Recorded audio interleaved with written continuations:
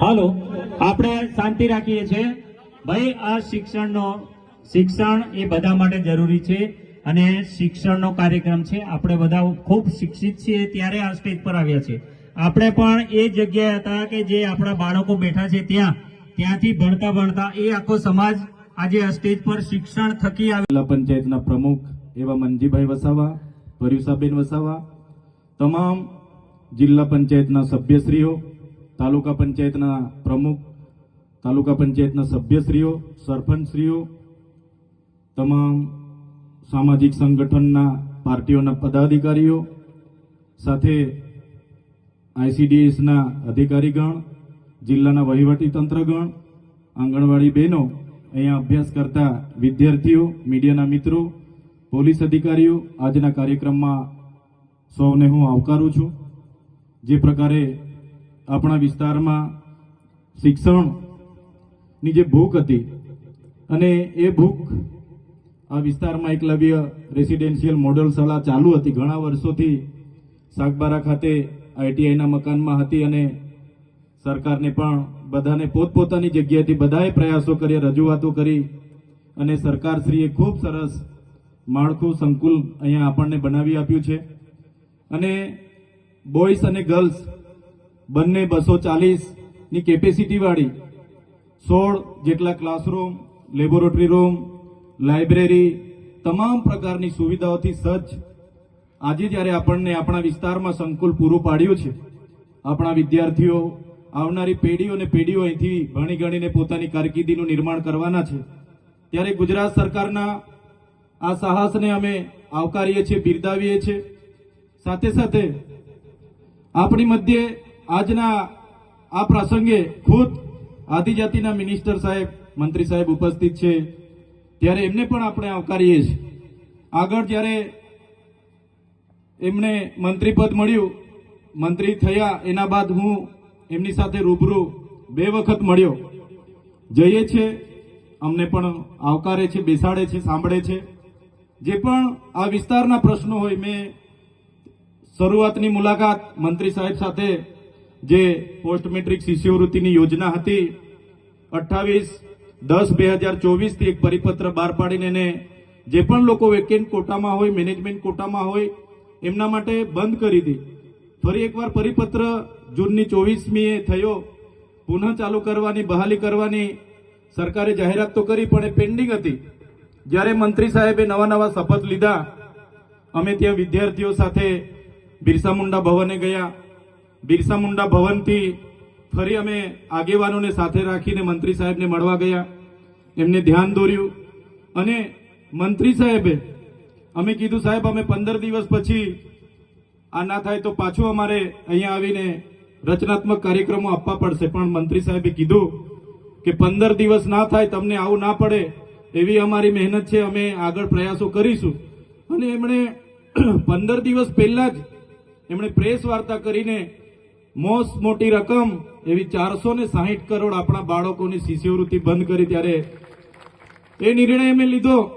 એમનું જેવું press conference થયું અને સમાચારના માધ્યમોથી મને જાણવા મળ્યું, ભલે અમે અલગ વિચારધારા, અલગ પાર્ટીમાં હોઈએ, પણ મંત્રીશ્રીના પ્રેસ કોન્ફરન્સને 1 જ કલાક પછી મેં મંત્રીશ્રીના નિર્ણયને આવકાર્યો, એમનું સમર્થન કર્યું કે જે પણ અમારા નરેશભાઈ પટેલ સાહેબે જે નિર્ણય અમારા બાળકોના ભવિષ્ય માટે લીધો છે એમને હું આવકારું છું અને અમે ખુલ્લામાં એમને સમર્થન કર્યું છું. ત્યારે મંત્રી સાહેબનો પણ બધાના પ્રયાસો હતા, સાંસદશ્રીઓના હતા, ધારાસભ્યશ્રીઓના ધ્યાને રાખીને એમણે કર્યું. ત્યારે અમે એમના નિર્ણયને જાહેરમાં આવકાર્યો હતો અને એમને સમર્થન પણ કર્યું હતું. બીજા 3-4 મુદ્દે પણ અમે એમને બીજી વાર પણ મળ્યા હતા. સાહેબને તે પણ યાદ છે કે બીજી વાર પણ અમે મળ્યા હતા. સાહેબ સાથે આપણા વિસ્તારના બાળકોના ફૂડ બિલની પણ અમે ચર્ચા કરી હતી કે આશ્રમ શાળામાં ભણતા બાળકોને ફૂડ બિલમાં 2100 રૂપિયા મળે છે, પર ડેના 70 રૂપિયા મળે છે, તો બાળકો ખૂબ સારી રીતે ભણે, એની થાળીમાં પણ પૌષ્ટિક આહાર હોય, એ બાબતની અમે એમની સાથે ત્યારે પણ ચર્ચા કરી હતી. ખોટા જાતિના પ્રમાણપત્ર જે બીજા જ્ઞાતિના લોકોને આપવામાં આવે છે, અમે તે દિવસે મંત્રી સાહેબની સાથે બેસીને એની પણ પરામર્શ કર્યો હતો કે સાહેબ આમાં વિશ્લેષણ સમિતિ આગળ તપાસ કરતી નથી. હવે તમે છો, તમારા પર અમે અપેક્ષા લઈને બેઠા છે. તમારે એ ખોટા જાતિના પ્રમાણપત્ર લઈને જે પણ લોકો જે પણ કક્ષાએ હશે, નોકરીમાં હશે કે શિક્ષણમાં હશે, એવા લોકોને આપણે વિશ્લેષણ કમિટી દ્વારા શોધવા પડશે અને એ જે એમને જાહેર કરવા પડશે. એ પણ અમારી વાત હતી. જે 40% માર્ક્સ ફરજિયાત લેખિતમાં લાવવાના, એવી જે હમણાં ગૌણ સેવા પસંદગી મંડળે નિયમ બહાર પાડ્યો છે, ત્યારે આદિવાસી સમાજને આર્ટિકલ 330, 332 અંતર્ગત જે શૈક્ષણિક અનામત મળી છે, ત્યારે અનામતની બેઠકો 40% માર્ક્સ ફરજિયાત લાવશો તો જ નંબર લાગે એવી જે કન્ડિશન છે, એના લીધે કેટલાક સીટો આપણી ખાલી રહી છે. તો સાહેબશ્રીને અમે એનું પણ ધ્યાન દોર્યું હતું અને એમાં પણ આવનારા દિવસોમાં અપેક્ષા રાખીએ છીએ કે એમાં પણ ગુજરાત સરકાર, આપણા મંત્રીશ્રી રસ દાખવીને આગળ તજવીજ કરે. માન્ય મંત્રી સાહેબો, તમે બેઠા છો, સાંસદ સાહેબ પણ છે. સાહેબ, આટલો મોટો મારા વિસ્તારમાં કાર્યક્રમ છે. કલેક્ટર સાહેબ, પ્રાંત સાહેબ અને પ્રાયોજનાજી, શર્માજી, હું અહીંનો ધારાસભ્ય છું ભાઈ. મને કેમ કોઈ ફોન બી નહીં કર્યો, પત્રિકા નહીં, જાણ નહીં? ખુલાસો કરો. હું ધારાસભ્ય છું ભાઈ. આ મારું અપમાન નથી, મારી જનતાનું અપમાન છે. આ મારું અપમાન નથી. મને કોઈ કાર્યક્રમનો મોહતાજ નથી. મને પત્રિકામાં નામ આવે, મારી તકતીમાં નામ આવે તો જ ચૈતર વસાવા આવે એવું નથી. ચૈતર વસાવા નામ માટે હું નથી આવતો. મારા જનતાના, મારા સરપંચે કીધું કે આટલો મોટો કાર્યક્રમ છે શિક્ષણનો, સાહેબ તમારે આવવું પડશે, એટલે મેં આવ્યો છું. અને કલેક્ટર સાહેબ, તમારી જવાબદારી છે. તમે વહીવટ છો, તમે મને ફોન કરીને જણાવો ને કાર્યક્રમ છે. મંત્રી સાહેબ ગાંધીનગરથી આવે છે, કઈ તકલીફ છે અમારાથી તમને?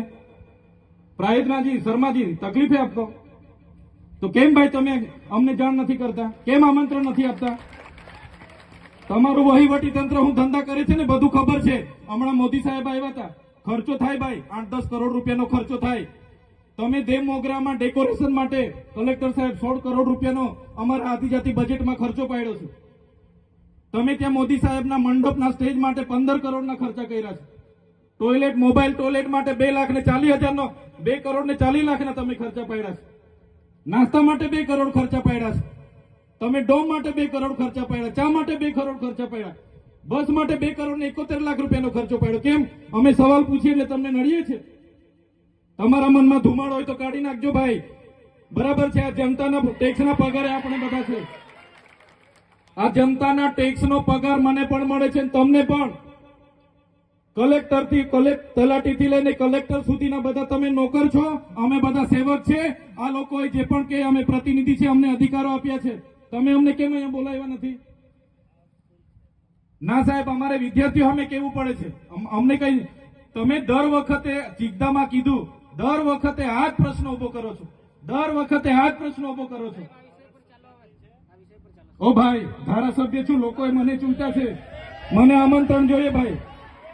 આ કોઈના પૈસાથી આ બિલ્ડિંગ નથી બની, તમારા ઘરના પૈસાથી બની છે. અરે વિષય પર તો મને આમંત્રણ કેમ નથી આપ્યું? મને જાણ કોઈ એક ફોન કેમ નથી કર્યો? કેમ ભાઈ? અમે ધારાસભ્ય ચૂંટાયેલા છે, લોકોએ અમને અધિકાર આપ્યા છે. અમારો અવાજ તમે દબાવવાની વાત કરો છો. અમને કેમ નથી આમંત્રણ આપ્યું? તમે તમારે આમંત્રણ આપવું જોઈએ ને અમને.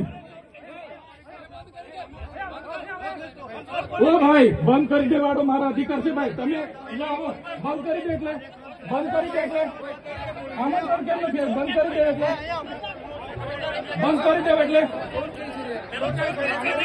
બંધ કરી દો એટલે આમંત્રણ આપવું જોઈએ ને તમારે. અમને તમે આમંત્રણ કેમ નથી આપ્યું ભાઈ? અમે ચૂંટાયેલા ધારાસભ્ય છે, અમને એક ફોન કોઈનો આવ્યો નથી. કલેક્ટર સાહેબની જવાબદારી છે.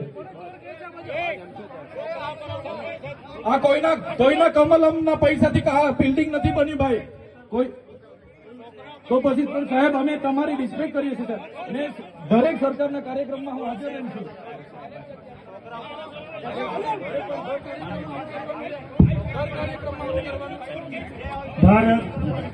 ભાઈ ચાલો શાંતિથી બેસી જાઓ, બધા બેસી જાઓ.